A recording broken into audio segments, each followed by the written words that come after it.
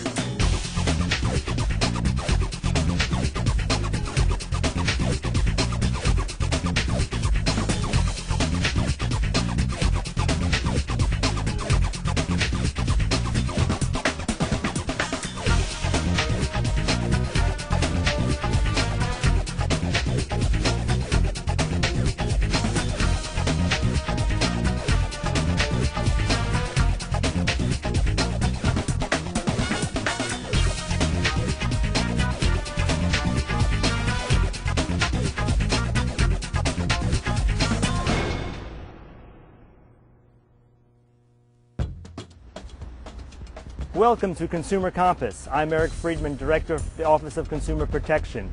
We are the county agency responsible for enforcing consumer protection laws that prohibit deceptive practices. We resolve complaints, provide consumer education, advocate for new legislation, and license businesses like auto repair shops and new home builders. Our mission is to ensure integrity in our marketplace. In today's show, we'll head east to the Tacoma Park campus of Montgomery College, where Sue Rogan is running an information session for students. But first, let's go north to find out what two of our investigators can tell us about private property towing and how to survive a household move. Has this ever happened to you? Didn't we park here? Where's my car? Where's the car? I think it's stolen. We should call the police. All right, let's call the police.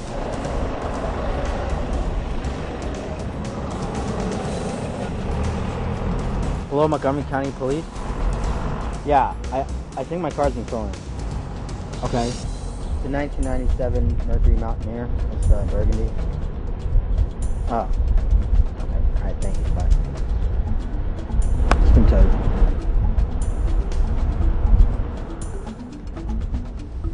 Finding that your car has been towed can be a traumatic experience. Here's Investigator John Creel at a local impound lot to explain your rights and remedies. We are in a tower storage lot here in Rockville, Maryland, where your car may end up under a couple different circumstances. Basically, there are three types of tows. A customer requested tow when your car breaks down and you need to get it towed off the road. A police tow ordered by the police because of an accident or an incident, or a private property impound tow where your car may be brought if it is towed because of it being illegally parked. A private property impound tow is the type of tow in which we receive the most amount of phone calls and complaints. What typically happens is an individual parks their car in a private lot and they are not in compliance with the signs and they leave the property. When they return to find their car gone, they contact the Montgomery County Police only to be told that the car was removed by a tow truck operator to his storage lot. The individual has to go to the storage lot, pay the appropriate fee to recover their car. Of course, this is a great inconvenience and the county does regulate the process. For example, in downtown Bethesda, we receive lots of calls from people who have parked their car in the drugstore parking lot, bought something in the drugstore, and then gone across the street to the movie theater to catch a movie, only to find when they get back their car is gone. That is a good tow, and there's probably not much we're going to be able to do for you. What you may not know is that Montgomery County regulates private property impound tows.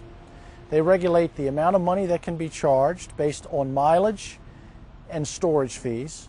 They regulate the distance, limiting it to 12 miles in which a vehicle can be moved. We also require that the storage lots are to be placed in Montgomery County.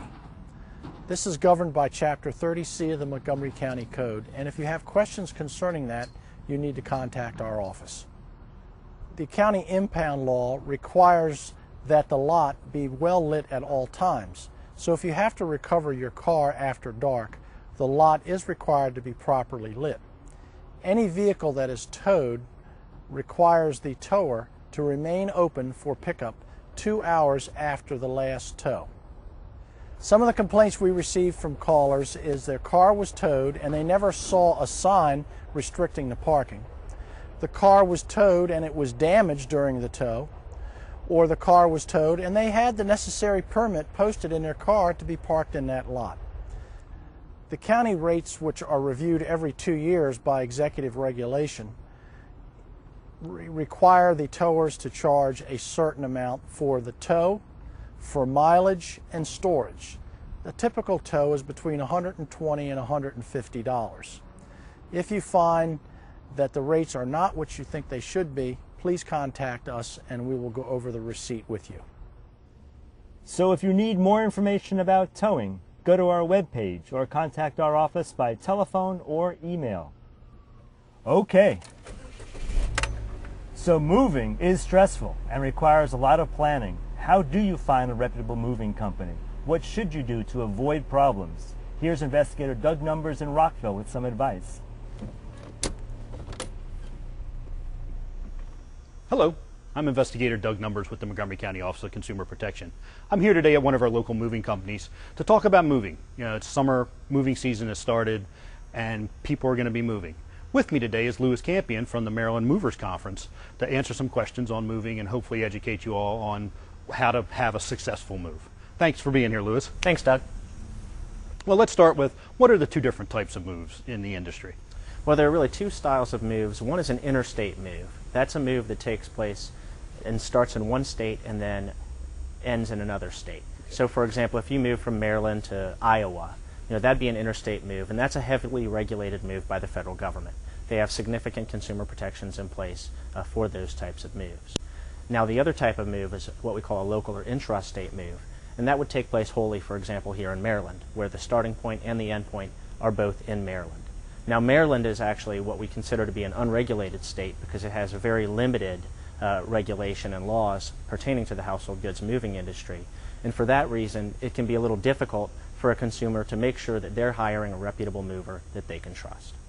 How about what about estimates? Everybody's told to get 3 estimates when they move. Is that a good idea? Absolutely. We always encourage you to get 3 estimates, and the reason for that is very simple. If you get only 2 estimates, for example, you really don't know if those estimates are far apart, which one is realistic. If you get 3 estimates and you see one is significantly higher or significantly lower than the other 2, then you'll know that there's something about that estimate that you need to take a closer look at. As to getting an estimate, what is the best way? The ideal circumstance for an estimate is to have the moving company actually come out and physically inspect your goods and give you a written estimate at that time. Now, a lot of people want to get phone estimates. With the rise of the internet, they love to go to the internet for an estimate, and there are a couple of problems with that, and that is that, one, it's based on what you tell the moving company you have to move. And there can be miscommunication there about what in fact you do have, how large your goods are, and then in the end you get an estimate that is not nearly as accurate as if the moving company comes to your site and performs that inspection. The other thing is with a phone estimate or an internet-based estimate, really all you're getting there is an hourly rate, and even that is just a ballpark. So they're going to give you an hourly rate, but they're not going to be able to tell you in truth how long that move should take. They're not going to be able to really accurately determine the size of the equipment that they need to bring, the truck they need to bring in, for example. Okay. They're not going to have seen the residents, so they're not going to know how easy it is to pull a truck in and out of that location. Whereas if you do a physical estimate of the goods, a reputable company is going to be pretty accurate with its estimate when it sees the goods. Okay. Yeah, one of the biggest complaints we get in the office a lot of times nowadays is the internet estimate. Absolutely. I mean, with internet transactions, the internet's a great tool for doing research. It gives you a lot of exposure to a lot of different companies very easily. Unfortunately, in the moving industry, it's sort of had the reverse effect. The most common tactic for a rogue operator is that they're going to give you a lowball estimate because they want you to book that move with them. They'll give misleading advertising, false promises that aren't consistent with what a reputable company will be offering. Louis, what's the difference between, say, an estimate and the bill of lading? Great question, Doug. The estimate is actually just a projection of what your costs will be. Now, when a person comes through and they walk through and they give you an estimate, you may say that you're going to pack this item or that item, and then, you may just not get to it. You're busy planning your move, you're getting ready, and so then on the morning of your move, when the movers arrive, you actually haven't signed a contract with them yet. Your contract is your bill of lading, and at that point in time, that moving company is going to walk through, see all of the goods that you have, see what you did pack or that you didn't pack, and then give you the true cost of your move based on what you have or haven't done. That bill of lading, you want to read it because it is your contract, and it's going to specify things like what are the terms and conditions that this move is being performed under, what's the moving company's liability for damages, how long do you have to file a claim. All of those things you want to be familiar with when you sign that bill of lading right before the movers initiate actually moving your goods. So Lewis, how does a consumer go about finding a reputable mover? Well, the easiest thing I can suggest, Doug, is that they actually just go to our website, which is www.mdmovers.org. And there we have a list of several reputable companies, like the ones we're here at today, who are in our registered mover program. Those companies have voluntarily come forward and agreed to sort of hold themselves out to a higher standard. They go through a qualification process. They agree to abide by a code of ethics. Their bills of lading and their other documents are all evaluated to make sure they're in legal compliance. And they agree to adhere to an arbitration program in the event that there's a dispute that a customer and the company can't resolve. Lewis, I want to thank you for coming. You gave wonderful information for consumers on moving. Thanks, Doug. We appreciate it. Also, as Lewis said, you can check out there if you're looking for a reputable mover, but also contact our office, see if we've had any complaints on the mover you're considering. Thanks, Doug. In fact, our website contains a brochure on how to handle a move. Here's a few of the tips.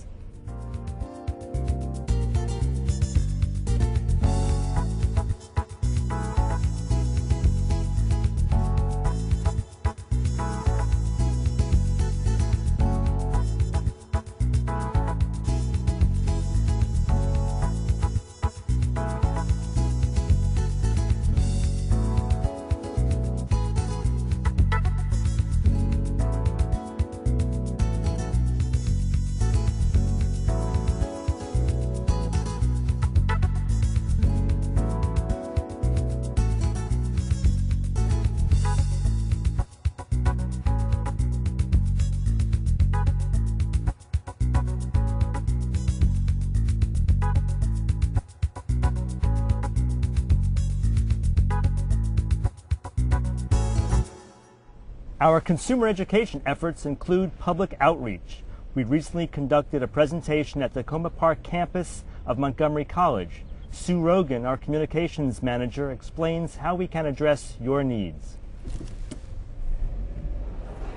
Just like events like this, we will come in the community and give speeches or talks to any group, whether it's a senior citizen center or a school, public or private, or a community civic association or a faith-based association, or even Chamber of Commerce, private businesses, talk to their employees. We will provide speakers to the community to talk about any consumer protection issue, whether it's identity theft, moving, buying a car, home improvement issues. We can tailor the speech to whatever the group would like us to talk about, and we have investigators who can talk to groups in Spanish as well. So we really like to be able to go out to the community and give them the information they need right there in their association or in their group, wherever they're comfortable with us coming to.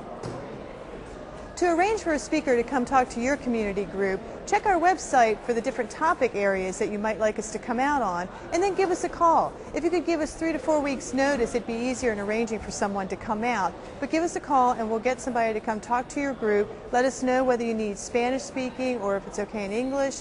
Let us know how many people you expect to attend, because we will bring handouts and helpful information to give to the group. Thanks, Sue. Another feature on our website is the Consumer Protection Listserv.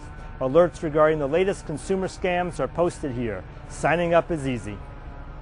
So that's it for this episode of Consumer Compass, dedicated to keeping you pointed in the right direction.